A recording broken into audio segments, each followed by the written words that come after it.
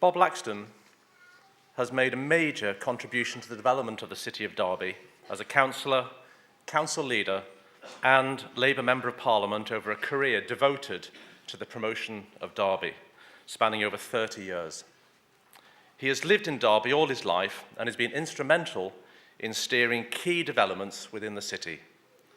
At a national level, he has served as a parliamentary private secretary to the Right Honourable Alan Johnson in his capacity as Secretary of State and as a member of numerous parliamentary committees. Bob Laxton was born in Derby in 1944. He attended primary and junior schools in Quorndon and Allestree, continuing to secondary education at Woodland School in Allestree. He left school at the age of 15 and then studied for 2 years at Joseph Wright College of Art and Technology, his first job then being delivering milk for the Derby Co-op dairy, but after a short while moved on to an engineering apprenticeship with the Post Office Telephones, now BT, where he remained in employment for over 30 years. In the late 1960s, Bob became active in the Post Office Engineering Union, and he eventually became secretary of the branch representing engineers in the Derbyshire and East Staffordshire area, and he led negotiations for the Post Office Engineering Union in the Midlands, Wales, and South East regions of BT. By the late 1970s, Bob was a long-standing member of the Labour Party, and he was elected as a Derby City Councillor in 1979, and was also elected to be Secretary of the Controlling Labour Group of the Council. After 12 months, he was made Chair of the Personnel Committee and was elected as leader of the Labour Group for the following 11 years. He served as leader of the council from 1986 to 1988, and again 6 years later from 1994 to 1997. During the mid-1990s, Bob was instrumental, along with the late Sir Martin Doherty, then leader of Derbyshire Council, in ensuring that the government proposals to scrap Derbyshire Council, Derby City Council, and the other 9 district councils in Derbyshire did not proceed. They wanted Derbyshire City County Council to be retained, but more importantly, for Derby City to be designated as an all-purpose unitary council. This was then realised in April 1997. And prior to that, Bob and Martin spent 12 months agreeing on the disaggregation of both authorities' budgets and establishing a model methodology for doing so that was then copied throughout England and Wales. Bob worked through the early 1990s to bring together the sometimes warring councils in the East Midlands Association of County Councils and Association of District Councils to form the East Midlands Local Government Authority. He reached the agreement with Derby County Football Club to move the club from the baseball ground into Pride Park, and drove hard to ensure that Pride Park became the successful business park that it is today. During all of this time, Bob worked closely with the University of Derby and with what is now Derby College to put together funding for projects such as the new Derby College Roundhouse campus.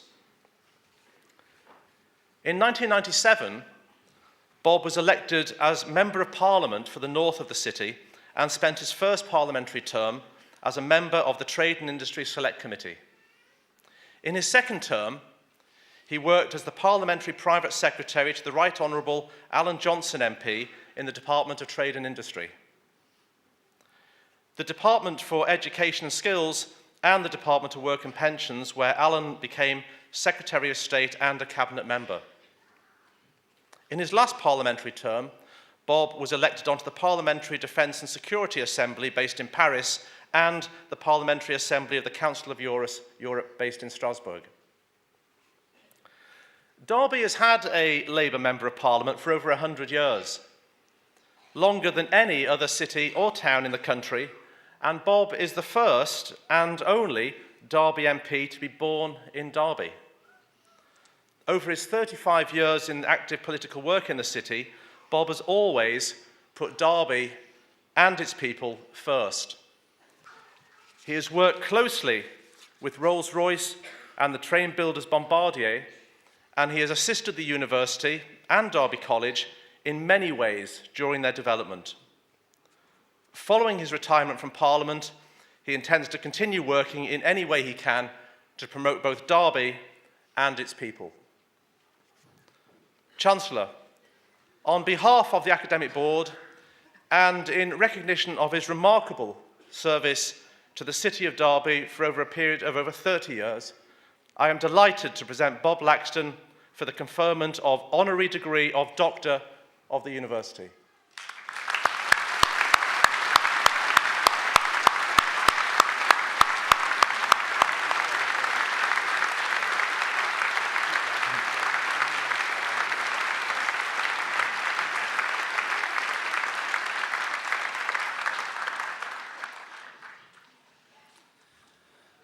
Chancellor, Vice-Chancellor, fellow guests, ladies and gentlemen.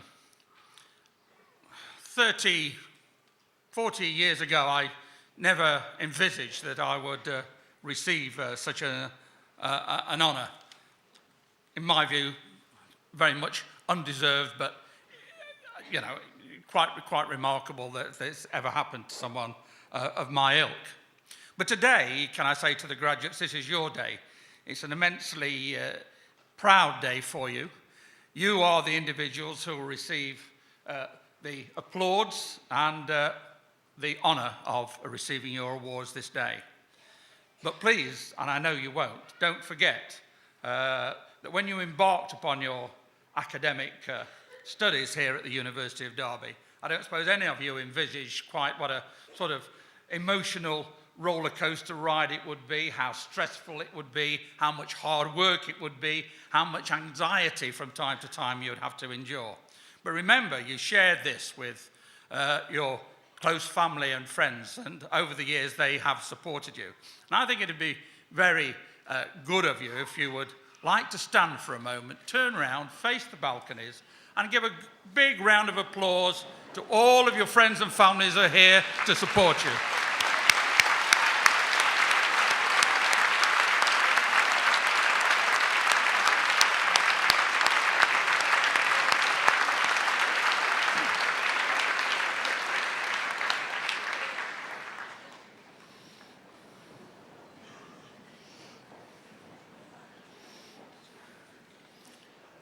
Right, thank you very much for that, and thank you to all the friends and family and all the support that you've given to the students during their very hard endeavours to obtain their degrees, their awards today.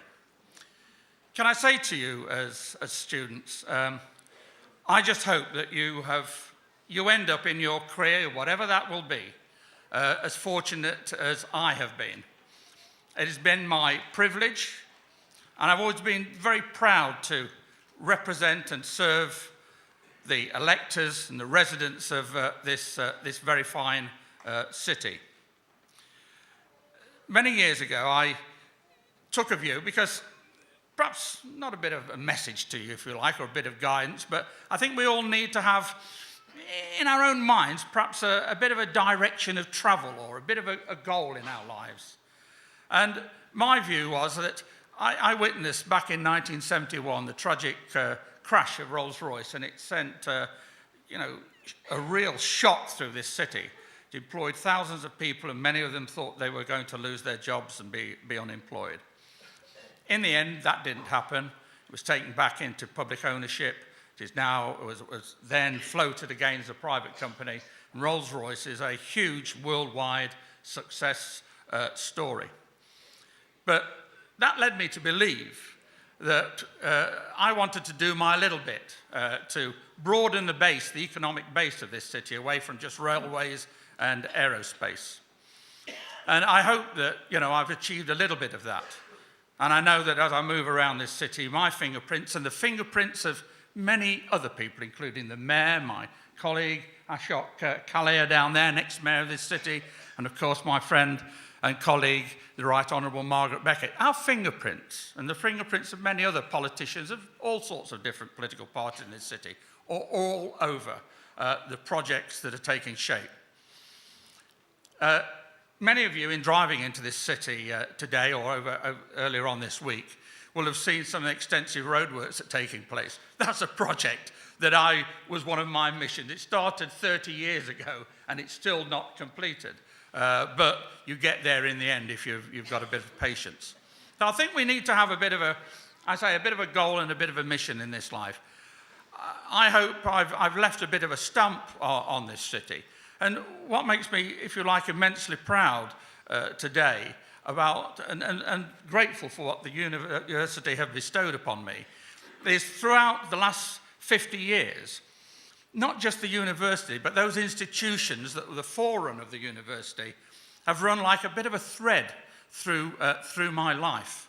When I attended the Joseph Wright College of Art and Technology, when I spent evening classes up on the Kedliston Road Further Education College, which of course now is the hub, the centre of the University of Derby. I studied qualifications then, City and Guilds, that you've probably never heard of these days, City and Guilds in telephony and telegraphy. It's run like a thread through my life. But I think what is important for this city, and let us not forget the role that university has made, the impact it's made upon this city. I remember 20 years ago meeting for the very first time Roger Waterhouse, who was the first Vice-Chancellor of the university. And we had a bit of a chat over lunch about the university being started in Derby, being established, and what was going to happen and what direction it should go and what assistance I could give and other people could give towards helping the university develop. It is now a fantastic institution. In the western sector of the city, it's made a huge impact in terms of the infrastructure and the quality of buildings. The influx of students in this city has changed the city dramatically, and it's changed it for good, and it's a really good feature of the city. It's improved the nightlife. It's improved the quality of the beer, maybe, in some of the public houses around the city. It's made a huge difference to this city, and that is going to continue to develop as the university develops. So this is a very proud moment for me, particularly to receive such an unexpected award from the University of Derby, one that I will treasure for the rest of my life. So thank you to the university for bestowing this honour upon me. I'm most grateful, and long may your success continue. Thank you.